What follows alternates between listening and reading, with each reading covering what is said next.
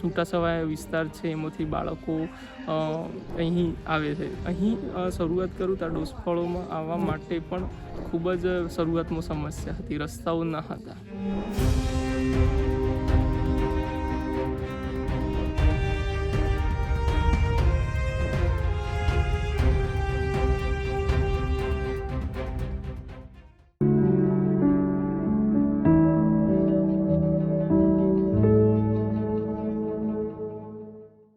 હું doctor care Shroff ફાઉન્ડેશનમાં 2016થી પૂરક શિક્ષક તરીકે જોડાયો હતો. તેના પછી હું 2017થી મિની ટીમ લીડર તેમજ 2018થી ફૂલ ટીમ લીડરમાં છું. તે પછી હું વાત કરું તો પોશીના તાલુકાની સાબરકાંઠા જિલ્લાની ડોસ ફળો શાળાની. ડોસ ફળો શાળામાં એવું છે કે હું જ્યારે મારી શાળા મુલાકાતમાં હતો ફિલ્ડમાં, ત્યારે મને આ શાળાના આચાર્ય શ્રી દીપકભાઈ પંચાલ સાહેબ મળ્યા અને એમની સ્થિતિની વાત કરી. આચાર્ય સાહેબ શ્રી હતા, તેમની સમસ્યા જોઈ, એનું સમાધાન માટે અમે સંસ્થામાં જાણ કરી તો મને એક પૂરક શિક્ષક આપ્યો. એ પૂરક શિક્ષક ડાભી હરીશભાઈ ઉજમાભાઈ, એમની કામગીરી 2021થી અહીં ચાલુ કરી હતી. તે પછી શરૂઆતમાં આચાર્યશ્રી તેમજ સંસ્થાના માર્ગદર્શનથી શરૂઆતમાં બાળકોને વાલી મુલાકાત જે કે અનિયમિતતા હતી તો એ બાબતે કામગીરી કરી. તે પછી FLN પર કામગીરી કરી. પછી બીજા વર્ષથી શાળાના આચાર્યના હકારાત્મક અભિગમ અને સંસ્થાના માર્ગદર્શનથી અમે વિષયોમાં પણ કામગીરી કરી. તે પછી સતત અમારા જે આચાર્યશ્રી છે એ બહુ પોઝિટિવ, હકારાત્મક રહે, તમારે જે કરવું છે એની સાથે હું છું એમ. ફાઉન્ડેશનના કારણે અમારા શાળાની અંદર જે અમુક બાળકો અનિયમિત તો નિયમિત થયા. વાંચન ગણન લેખનમાં બાળકોને ફાઉન્ડેશનના શિક્ષક જે હરીશભાઈ મળ્યા મને, તો એમના દ્વારા મહેનત કરાવી અને આજે બાળકો વાંચન ગણન લેખનમાં પણ સપોર્ટ રહેશે. ફાઉન્ડેશનના કારણે અમને ઘણો શાળા માટે ફાયદો થયો છે ટૂંકમાં. બરાબર. બાળકો માટે સ્ટુડન્ટ ડેવલપમેન્ટ એક્ટિવિટીઓ કરી હતી. તેમાં ચિત્ર છે, જે એમાં પ્રવૃત્તિઓ બધી જ. તે પછી બાળકોમાં હેલ્થ હાઇજીનિંગના વર્ગો ચલાવેલા.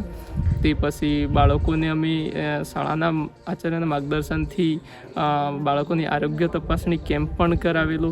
આમ વિવિધ પ્રવૃત્તિઓ કરાવી. તેથી શાળાના આચાર્યશ્રી પણ તે બાબતે બહુ સારા વિચારોથી એમને લાગ્યું કે ના, કામગીરી સારી રીતે થઈ રહી છે, તો એમાં અમને ખૂબ જ સપોર્ટ કર્યો. અને પોશીના તાલુકાની જે ડોસ ફળો શાળા છે એમાં આજુબાજુ સમગ્ર આદિવાસી વિસ્તાર, અંતરિયાળ વિસ્તારમાં રહે છે.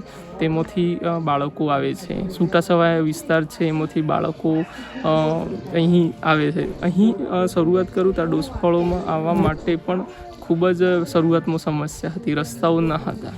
પણ અત્યારે એ પણ સુવિધા થઈ છે. અને એ કરતાં હવે બાળકોમાં આ વર્ષે અમે ગણિત, પર્યાવરણ અને બ્રિજ ઇંગ્લિશ જેવા વિષયો પણ ભણાવી રહ્યા છીએ, જે અમારી સંસ્થા ડૉક્ટર કેર શ્રોફ ફાઉન્ડેશન દ્વારા.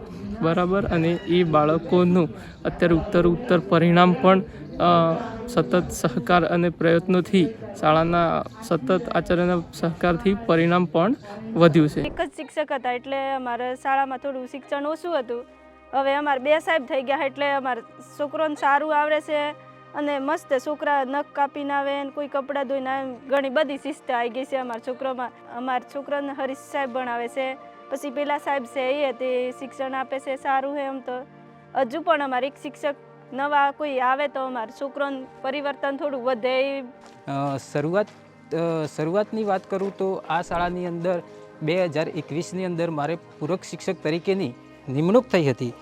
ત્યારે અહીંયા સાહેબને મુલાકાત થયા બાદ એમને એમ કીધું કે ઘણા બાળકો વાંચન, લેખન અને ગણનમાં નબળા હોય છે. બીજી વાત એ કે ઘણા બાળકો અનિયમિત રહે છે.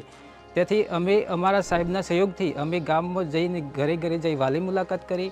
ત્યારબાદ જરૂર પડે તેઓ વાલી મિટિંગો પણ કરી હતી અને બાળકોને નિયમિત કર્યા હતા.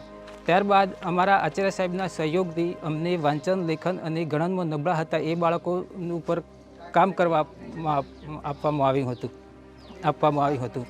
અને વર્ષના અંતે તે બાળકોને અમે તૈયાર કરી અને વિષય સુધી લઈ ગયા હતા. વિષયની અંદર મને ગયા વર્ષની અંદર ધોરણ 3 અને 4ની અંદર મેથ્સ અને EVS જેવા વિષયો આપવામાં આવ્યા હતા. એમાં પણ સતત બાળકોમાં સુધારો થતો જોવા મળ્યો હતો. આ વર્ષે અમે મેથ્સની સાથે સાથે એક નવો વિષય એડ કરી અને બાળકોને બ્રિજ ઇંગ્લિશ સુધી લઈ ગયા છીએ. એમાં પણ બાળકોને ધીરે ધીરે સતત સુધારો થતો જોવા મળે છે.